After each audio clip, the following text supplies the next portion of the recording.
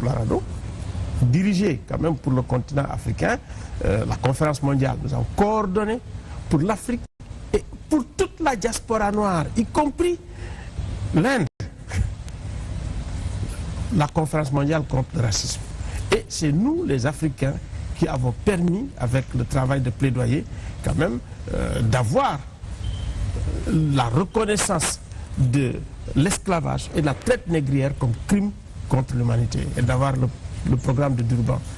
C'est nous encore qui avons permis au président Wade de proposer à l'Union africaine la diaspora comme 5e région. Je pense que tout ça, c'est des activités. C'est des éléments quand même du bilan. Mais déclinant sa feuille de route, votre successeur dit qu'il vouloir mettre l'accent sur les droits économiques, les droits sociaux, et ceux dits de la 3e génération, c'est-à-dire droit au développement, droit à la paix, droit à la sécurité. Est-ce à dire que ces droits-là n'ont pas suffisamment pris en compte sous votre magistère? Écoutez, nous avons quand même produit un document intéressant sur la construction de la paix et qui parle bien sûr des sources profondes des conflits en Afrique.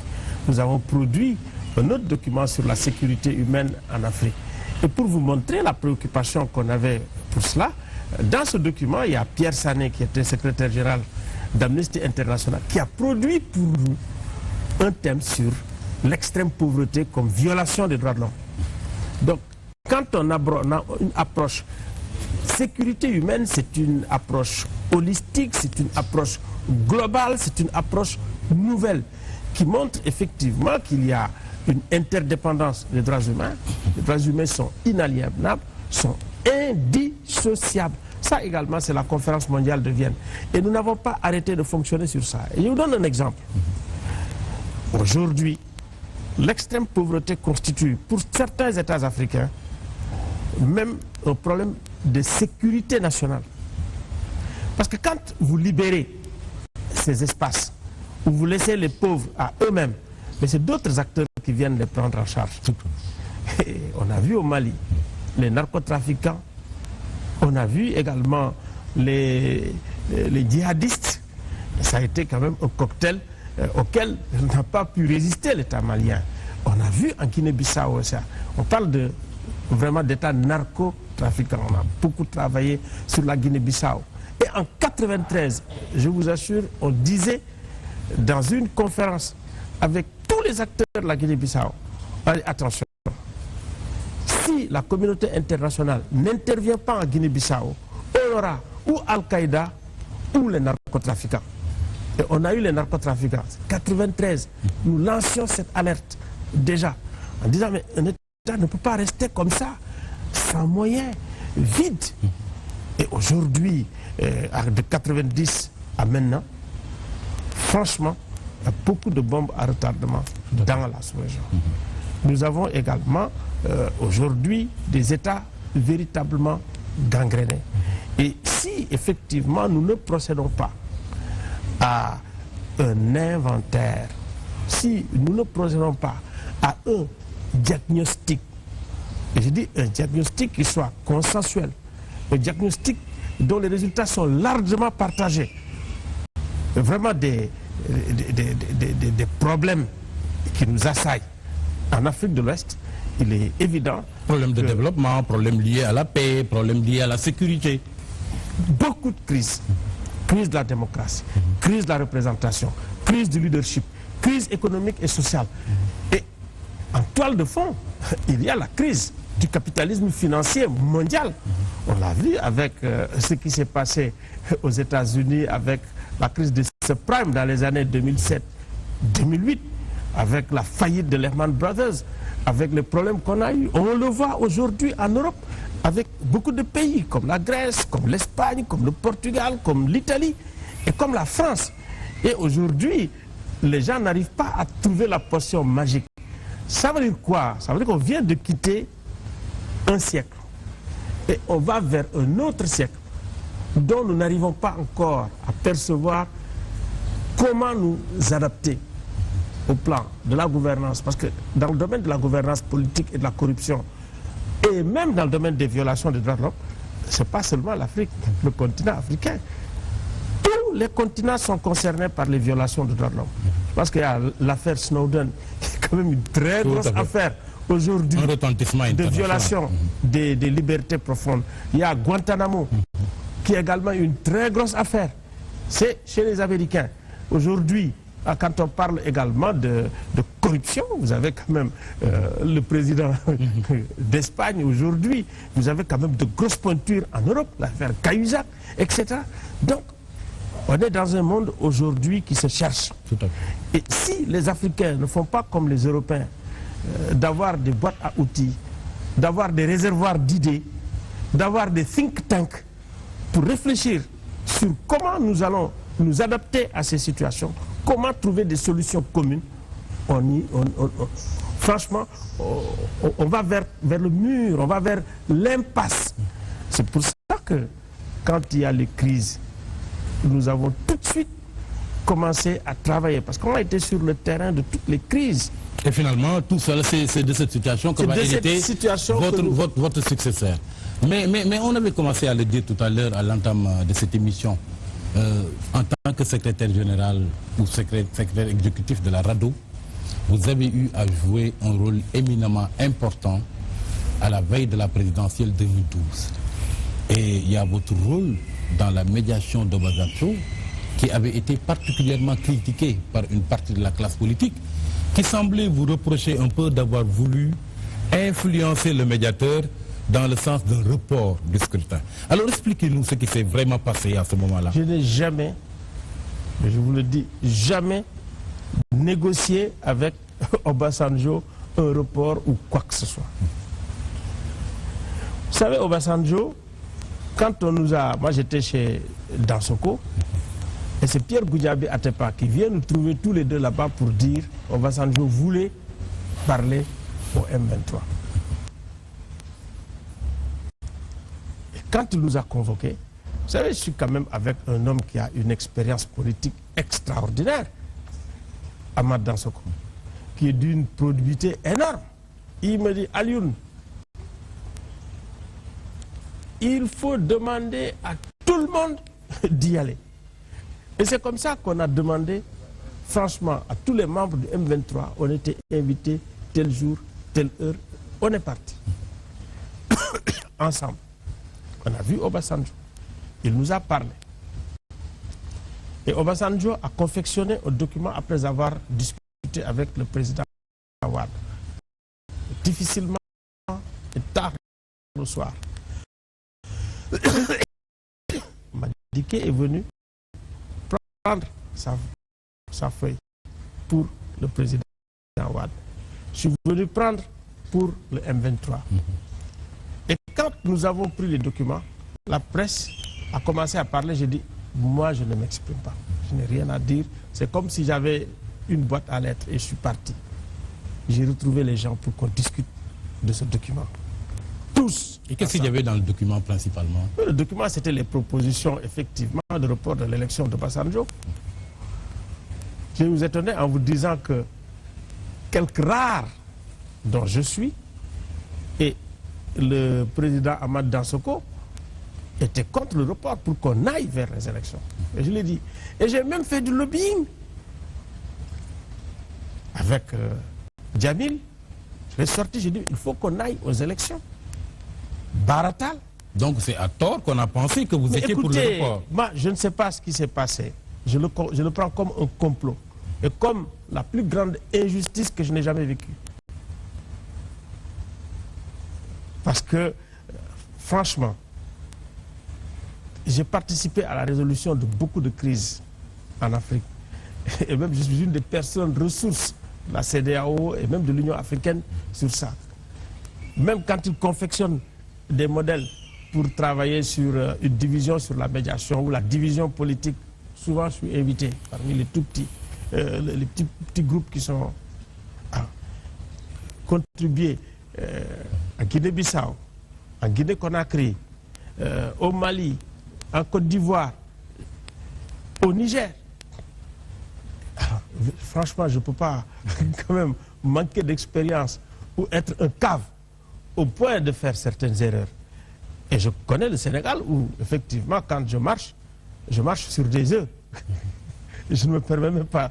Est-ce que ce n'est pas cette déception qui a quelque peu douché votre enthousiasme et votre engagement, hein? Parce que quand même, on vous a moins entendu depuis. Hein? Non, ça n'a rien à voir, parce qu'au contraire, moi je suis un homme de défi. Très sincèrement, c'est vrai, j'ai avalé des couleuvres, j'ai eu une indigestion de couleuvres. Mais effectivement, c'est un ressort. Pour véritablement, pendant toute cette période, je suis surtout allé en Guinée-Bissau, où j'ai fait des enquêtes, j'ai sorti un rapport sur la crise, pour essayer de comprendre ce qui se passe. Au Mali, après la crise, j'étais sur place, j'ai rencontré tous les acteurs, j'ai fait un rapport, j'ai fait des conférences de presse. Et également, j'ai fourni des rapports, même à la CEDEAO, sur ces questions. Nous avons même anticipé sur le coup d'État militaire en Guinée-Bissau. Et nous avons dit, attendez, attention, si on n'intervient pas, on va vers un coup d'État. Et on a montré les différents schémas, le rapport est là, on l'a donné. Donc, et on a continué à réfléchir profondément sur, si vous voulez, ce qui gangrène. Parce que quand même, nous avons une sous-région très fortement gangrénée, une sous-région où il y a beaucoup de bombes à retardement, et vous pouvez le voir. Indépendamment de la crise de la gouvernance dont je vous parle, il y a des problèmes très spécifiques.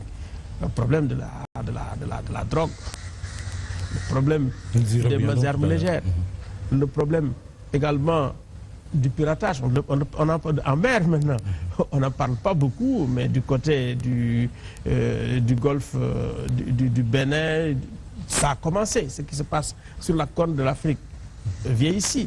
Les problèmes fonciers, ce ne sont pas seulement les problèmes du Sénégal, mais c'est les problèmes de la sous-région. Ça fait partie également des problèmes qui ont fait brûler la Côte d'Ivoire. Mais malgré quand même, malgré M'Chétine, toutes ces activités que vous avez eu à dérouler, on a quand même perçu un certain silence. Et vous avez essayé tout récemment de le justifier par une action délibérée et même pédagogique pour préparer la relève de la RADDHO. Mais est-ce que quelque part aussi, votre manteau de président du comité sénégalais des droits de l'homme, qui, rappelons-le, est sous tutelle du gouvernement, ne vous a pas aussi un peu enlevé de votre liberté de ton? Non. Écoutez, je vais d'abord faire une bonne correction. Le comité sénégalais des droits de l'homme est une institution indépendante qui n'est pas sous tutelle. Donc elle n'est pas sous tutelle du gouvernement. L'indépendance est constitutive, je dirais, du fait d'être une commission indépendante. Ça veut dire que ça fait partie des normes de Paris. Vous devez être une institution indépendante. Et même pour renforcer cette indépendance et la stabilité de l'institution, il faut la créer par une loi. Et mieux, et de temps en temps, maintenant c'est la tendance, par la Constitution. Il faut lui donner des moyens suffisants. Il faut lui donner les moyens d'agir. Et effectivement, nous ne pouvons pas être dans une situation où nous avons à travailler à la construction d'une institution et à continuer à faire du bruit. Il faut qu'on sache l'objet qu'on nous a donné, comme disent les Ivoiriens, c'est quoi même. Donc il y a une phase d'imprégnation, il y a une phase d'étude, il y a une phase de réflexion qui a abouti à un grand atelier que nous avons organisé récemment au Méridien Président, avec tous les acteurs de façon inclusive, pour procéder vraiment au diagnostic, pour procéder à l'inventaire et également dégager une feuille de route. Ça, c'est fait. On ne peut pas faire ce travail et continuer à faire du bruit. Et puis, c'est une responsabilité énorme. Parce que quand vous êtes président de l'Institution nationale des droits de l'homme, vous devez collaborer, avoir une bonne collaboration avec l'État du Sénégal. Vous devez avoir une bonne collaboration avec les organisations de la société civile.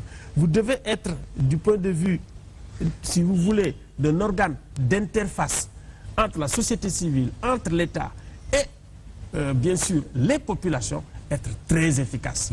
Donc, il faut travailler à conserver. Ça veut dire, quand vous regardez bien, le curseur a bien changé.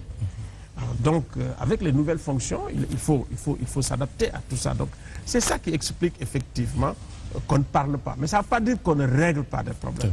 Et je me rends compte qu'effectivement, avec l'Institution nationale des droits de l'homme, on peut régler des problèmes sans faire du bruit. On peut être très efficace. Et en réglant ces problèmes, mais on travaille. Mais quand même... étroitement avec la société civile. Les organisations de droits de l'homme vous saisissent. Vous disent, ah, il y a tel problème. On intervient avec l'État. On donne des conseils à l'État. On donne des recommandations à l'État. Et on règle des problèmes. Mais quand même, on s'est rendu compte que depuis sa création en 1970, le Conseil, quand même, le comité peine à remplir pleinement sa mission de protection et de défense des droits de l'homme. Parce que quand même, j'ai comme l'impression que l'État ne peut pas être peut-être un meilleur garant pour la défense des droits de l'homme. En réalité, c'est délibérément que l'institution nationale des droits de l'homme a été tuée. Parce que cette institution, en réalité, produit des rapports périodiques qu'il présente au chef de l'État chaque année, d'après la loi. Quand Wade est arrivé, il y a une seule fois qu'il a reçu le rapport de l'institution nationale des droits de l'homme, en 2001. Après, Wade a trouvé un mécanisme pour tuer. Il a créé déjà le guichet. Il a créé ensuite le Haut Commissariat aux droits de l'homme. Donc, et ensuite, le Conseil national des droits de l'homme. En réalité, des doublons. Et ces doublons ont fini par tuer l'institution nationale des droits de l'homme. Maintenant, quand on prend cette institution, pour éviter effectivement de faire dans l'immobilisme ou dans le rétropédalage, il faut faire, comme on dit, de l'inventaire. Il faut faire un diagnostic. C'est ça qu'on a fait. Et en réalité, il y a un processus, différentes phases. Phase de diagnostic, d'élaboration, si vous voulez, d'une feuille de route. Phase également de recrutement du personnel. Phase également consistant à mettre en place un comité pour voir quelles sont effectivement les failles qui se trouvent dans la loi qu'il faut changer. Parce qu'il faut changer la loi pour effectivement faire de la protection, renforcer également l'indépendance, renforcer les moyens, les ressources humaines, faire en sorte effectivement qu'on puisse avoir une organisation qui fonctionne correctement, qui réponde à sa mission. Très bien. Et ce travail-là est en cours aujourd'hui. La première phase, maintenant, on a la feuille de route. Nous allons procéder au recrutement et nous allons procéder maintenant à la sélection des membres de la commission. Et il faut que ça soit inclusif, il faut que le problème de genre soit effectivement intégré, la question des minorités et des vulnérables soit intégrée et que également les différents segments de la société soient bien représentés. Et l'État aussi représenté, et l'Assemblée nationale représentée, et les syndicats représentés. Donc tout cela, c'est un travail dans lequel nous sommes en ce moment. On va revenir sur le comité tout à l'heure. Ainsi s'achève la première partie de cette émission. La suite dans un instant, après une page de pub.